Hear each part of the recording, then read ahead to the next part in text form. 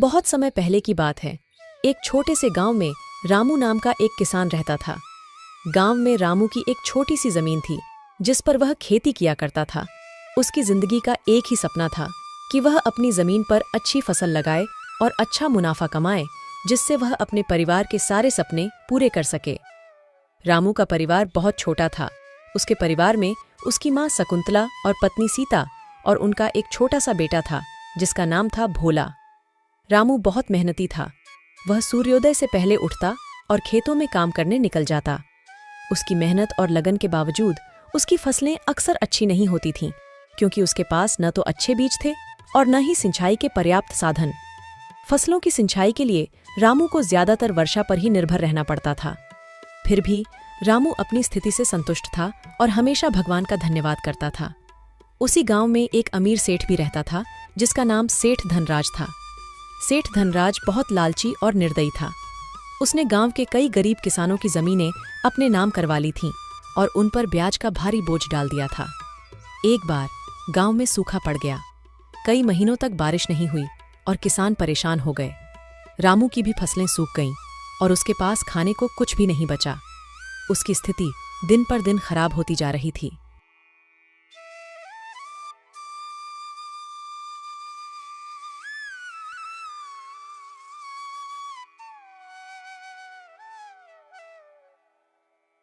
भाई, इस साल तो बड़ी मुसीबत आ पड़ी है। हमारे सारे खेत सूख गए हैं, फसल का नामो निशान नहीं बचा। अब हम क्या करेंगे? हाँ रामू, मेरी भी सारी फसल बर्बाद हो गई। बच्चों के खाने के लिए अनाज तक नहीं बचा है। समझ में नहीं आ रहा कि इस संकट से कैसे निपटेंगे। सरकार ने तो कुछ मदद का वादा किया था, लेकिन अब तक कुछ नहीं हुआ। हमें कुछ करना होगा, वरना भूखे मर जाएंगे। मुझे लगता है हमें सेठ जी से मदद मांगनी चाहिए। हम किसानों की इस स्थिति के बारे में तो सेठ जी को भी पता जरूर होगा। चलो सेठ जी से बात करके देखते हैं, शायद वह हमारी कुछ मदद कर सके। रामू भाई, सेठ जी के पास तो गलती से भी मत चले जाना। एक नंबर का लालची इंसान है। अभी हरिया ने कुछ दिन पहले ही सेठ जी से कुछ पैसा ब्याज पर उधार लिया था और उस सेठ ने हरिया का ब्याज इतना ज्यादा कर दिया कि वह चुका नहीं पाया और ब्याज न चुका पाने के कारण उस धनराज ने उसकी जमीन जब्त कर ली। फिर हम क्या करेंगे? अभी तो हमारे पास बिल्कुल पैसे नहीं बचे हैं। घर में खाने के लिए राशन तक नहीं है। अब जो भी हो, अभी तो बस एक सेठ जी ही सहारा है। उनसे अभी कुछ पैसे मांग लेते हैं, बात की बात बाद में देखेंगे। देखो रामू, मेरा मकसद था तुम्हें सतर्क करना। अब तुम जो भी करो, आगे तुम्हारी इच्छा। मुझे लगता है हमें मिलकर गांव की पंचायत से बात करनी चाहिए। शायद वे कोई उपाय निकाल सकें। सही कह रहे हो सामलाल। एकजुट होकर ही हम इस समस्या का सामना कर सकते हैं। अगर हम सब मिलकर पंचायत के पास जाएं और अपनी स्थिति बताएं, तो शायद कोई हल निकल आए। ठीक है, तो फिर कल सुबह ही हम सब पंचायत के पास चलेंगे और हमें सरकार की योजनाओं के बारे में भी पता करना चाहिए। हो सकता है हमें कोई राहत मिल जाए। अगले दिन सभी किसान भाई मिलकर पंचायत पहुंचते हैं, मगर वहां पता चलता है कि अभी जमींदार साहब गांव में नहीं है, तो अभी 1 महीने तक गांव में कोई पंचायत नहीं हो सकती। यह सुनकर सभी किसान निराश मन से अपने अपने घर आ जाते हैं।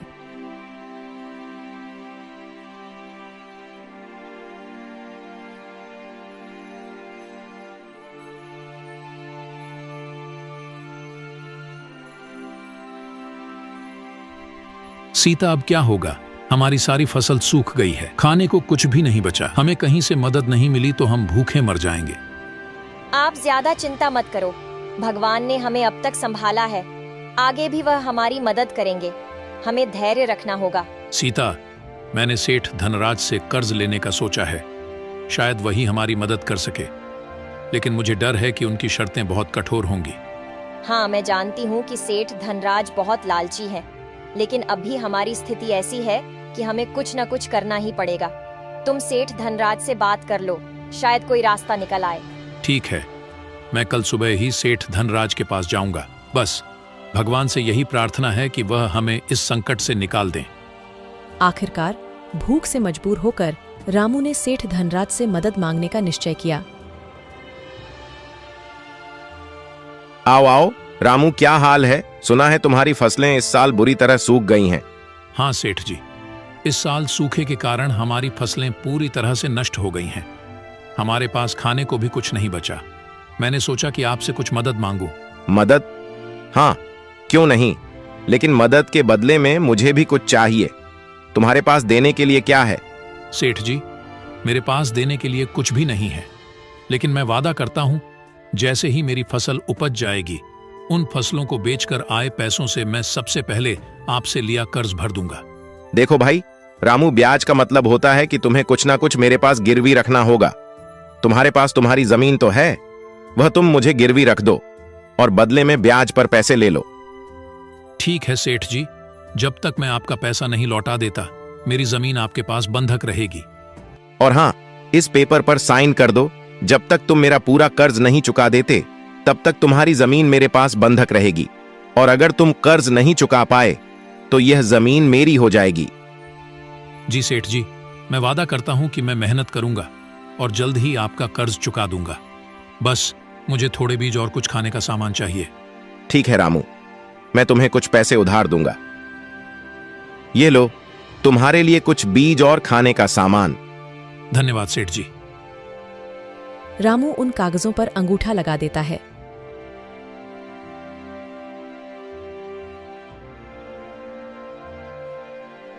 सीता सेठ धनराज ने हमें कर्ज तो दे दिया, लेकिन उसने हमारी जमीन बंधक रख ली है। अगर हम समय पर कर्ज नहीं चुका पाए तो हमारी जमीन उसकी हो जाएगी। हमें हिम्मत नहीं हारनी चाहिए। हम मेहनत करेंगे और इस साल अच्छी फसल उगाएंगे। हमारी मेहनत और ईमानदारी हमें बचाएगी। हमें बस एक दूसरे पर विश्वास रखना होगा। तुम सही कह रही हो सीता, हम मिलकर मेहनत करेंगे और इस बार हमारी फसल जरूर अच्छी होगी। भगवान हमारे साथ हैं। सीता, यह लो, इसमें कुछ बीज है और कुछ खाने का सामान। तुम अभी इन बीजों को संभाल कर रख दो।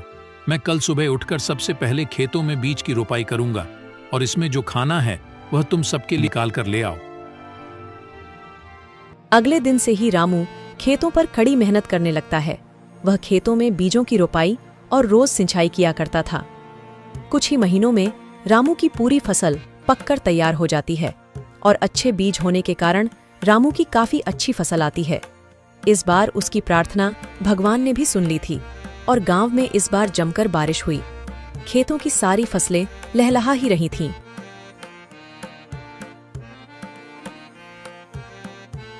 देखो सीता, हमारी फसल कितनी अच्छी हुई है। अब हम सेठ धनराज का सारा कर्ज चुका सकेंगे। हाँ जी, फसल तो हमारी बहुत ही अच्छी हुई है।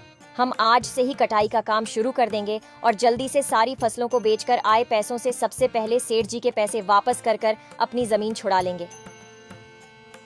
सभी किसान बहुत खुश थे। रामू ने भी अपनी फसलों को बेचकर अच्छा मुनाफा कमाया, और अब वह वक्त आ गया था जब रामू को सेठ जी से लिया कर्ज चुकाना था और अपनी जमीन को सेठ जी के पास से छुड़वाना था।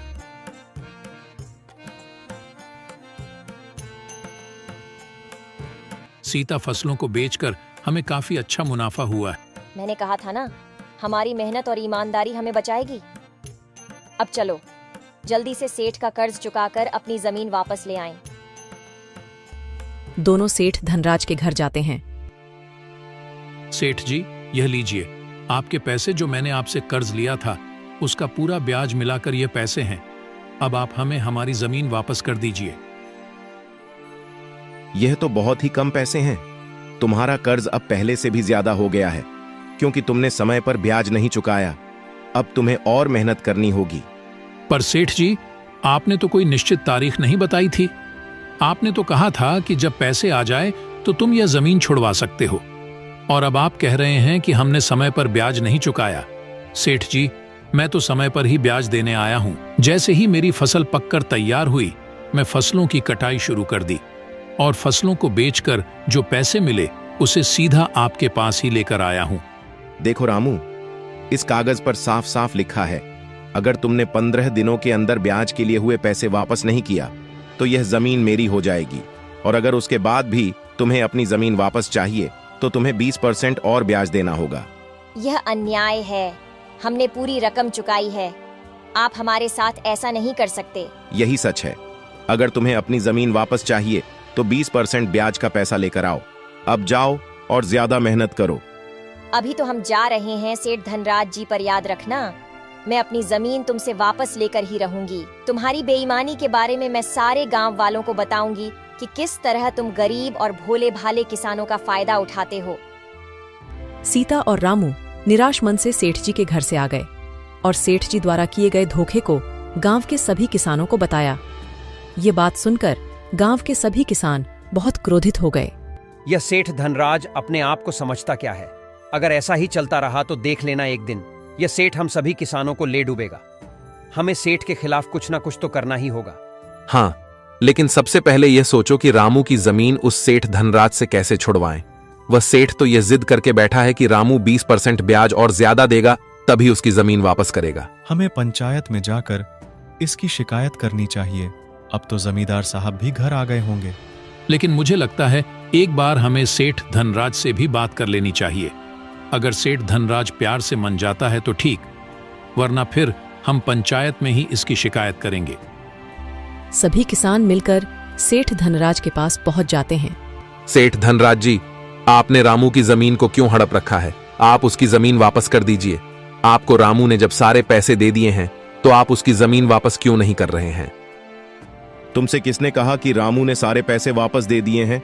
रामू ने बस कुछ पैसे वापस दिए हैं, बाकी ब्याज के पैसे देने अभी बाकी है। जब तक वह पैसे मेरे हाथ में नहीं आते रामू की जमीन वापस नहीं मिलेगी।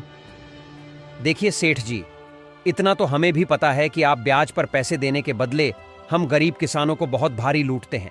अगर आप रामू की जमीन सीधे सीधे वापस नहीं करेंगे तो हम पंचायत में जाएंगे, और अगर एक बार आपका नाम हमने पंचायत में दे दिया तो आपको भी पता है कि पूरे गांव में आपकी कितनी बदनामी होगी। तो आप सीधे सीधे अगर रामू की जमीन वापस कर सकते हैं तो कर दीजिए, वरना हम पंचायत में जाएंगे। पंचायत का नाम सुनकर सेठ धनराज थोड़ा घबरा जाता है।